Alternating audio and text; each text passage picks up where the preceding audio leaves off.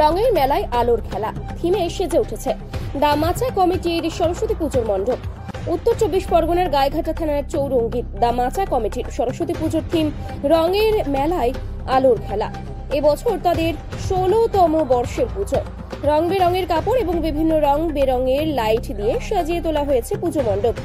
মণ্ডপের সঙ্গে সামঞ্জস্য রেখে 3D প্রতিমা গড়া হয়েছে, যেখানে মা সরস্বতী গীতা পাঠ করছেন।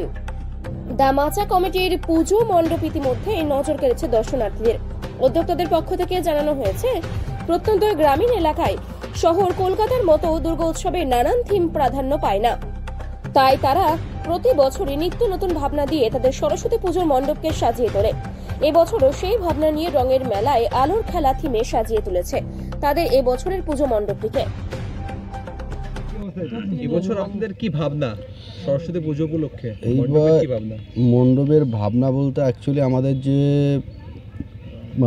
প্যান্ডেল থেকে শুরু করে লাঠি যা করা হয়েছে, অ্যাকচুয়ালি আমাদের এখানে বেশিরভাগ মানুষই ফুলের ব্যবসা থেকে শুরু করে দিনমজুরি সব ধরনের ব্যবসা করে। তো তারা এই ধরনের জিনিস দেখতে হলে কলকাতা ছাড়া বাইরে আমাদের গ্রাম অঞ্চলে খুবই কমই হয়। সেই ক্ষেত্রে তারা যেন আমাদের এলাকায় বসে এরকম একটা সুন্দর পুজো যেন আমরা তাদেরকে দেখাতে পারি, তার জন্য আমরা রং বেরঙের পাইপ লাইট, তারপর লোহার টেক্সচার দিয়ে 3D প্রতিমা দিয়ে আমরা সাজিয়ে তুলেছি। এই থিমের নাম রঙের আলোয় রঙের মেলায় আলোর খেলা, এই থিমের নাম। এবং প্রতিমা রয়েছে, আমাদের 3D প্রতিমা রয়েছে।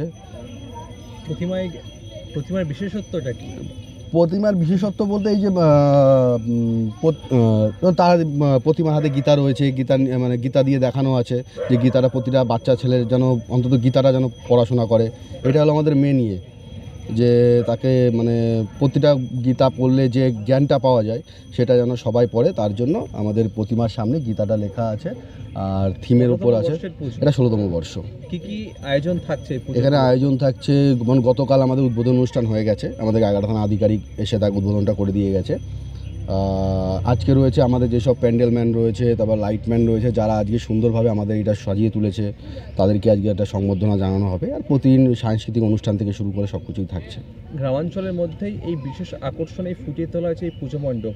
সাধারণ মানুষের কেমন সাড়া পাচ্ছে? ভালোই সাড়া পাচ্ছে।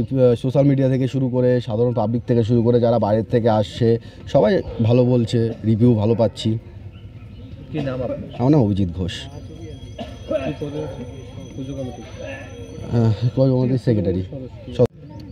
কেমন দেখলেন পুজো? খুব ভালো দেখেছি, চারিদিকে তো দেখেছি, আর স্কুল জীবনেও আগে অনেক ঘুরেছি, দেখেছি। তবে এইখানে পুজোটা একদম অন্য রকম, এরকম দেখাই যায় না।